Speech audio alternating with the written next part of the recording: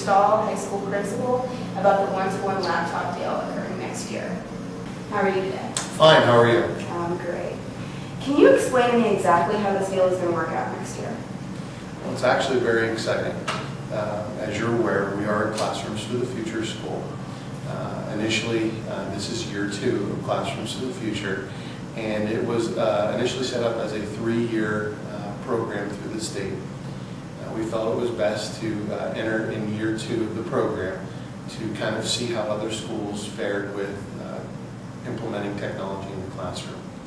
After our research, specifically at Punxsutawney High School, we felt that it was a direction that we really needed to go to provide 21st century learning skills to our students. We found it to be very exciting to provide the technology in the classroom, but one of the limitations we quickly realized was the fact that having a laptop only in specific areas kind of limited our students in terms of what they could possibly do throughout the entire building. Mr. Albright, who was our lead technician, and I sat down and we talked about a potential plan of going one-to-one, which would allow technology to be available to students at all times.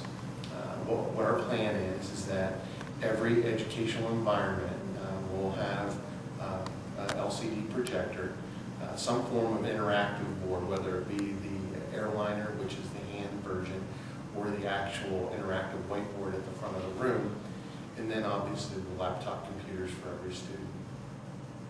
It's a major project. We're talking there are roughly 850 students in the high school, 9 through 12.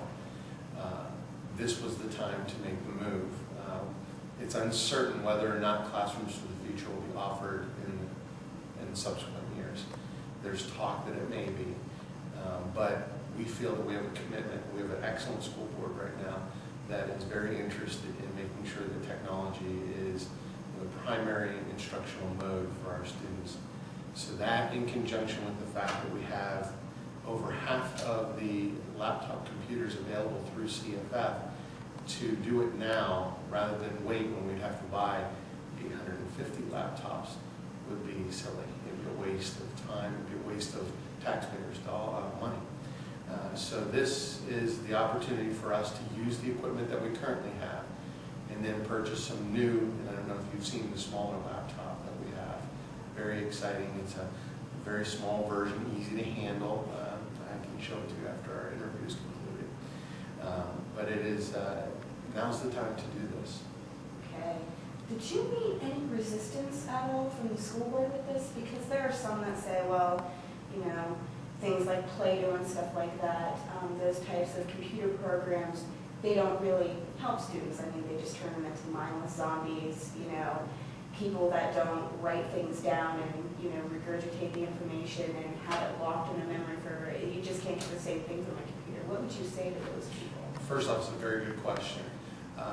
I would agree. Play-Doh programs do not teach students. Teachers teach students. And that philosophy will never change regardless of the modality of instruction. What is going to be the policy with students taking like laptops home with them, things like that? Like, is this, you know, the student's laptop that is going to be their end-all be-all and they're going to, you know, it's going to be their lifeline and things like that? Truly, it is going to be their lifeline. And a question of, that question has come up quite a bit. In fact, it's come up more with the student body than it has with the staff and the general public and our school board. I'm a firm believer that 97% of the people you run into are good people. They truly care about the school, they care about their education. This laptop is going to be no different than they would treat a textbook or their own personal property. They're going to take care of it. In fact, I've had a number of students say that, you know, that's going to be a concern in terms of damage. Again, I believe that they're going to care for this because, one, they realize the fact that the school is putting a tremendous amount of trust in them. We're giving them the skills, the tools to be successful in the 21st century, which is something that our students are excited about. So, am I worried about it? Yeah, I do. I'd be lying to you if I told you I have no fear whatsoever. But I think that our student body is really going to rise to the occasion and treat these laptops like they're their own, and they are. They will be for 4 years. If you know that it's yours for 4 years, I'm sure you're going to take very good care of it. There are insurance policies that can be purchased by the student body. That's a plan that we're currently working on. It is something that we're looking at. A student can purchase the insurance policy. It's kind of like a bumper-to-bumper type thing. If there's any kind of accidental damage, it can be taken care of. A student will not be without a laptop. We have extras in case of damage. We can sign out a new one for them until theirs is repaired. So it's exciting. I think it's very inclusive. I think we've closed all the loopholes, so we're pretty sure. Now, if a student chooses not to get the insurance policy, they will leave the laptop here with us over the evening. That way we can ensure that it's taken care of. Our technology staff will charge the battery, that type of thing, so it's ready to roll come first thing the next day.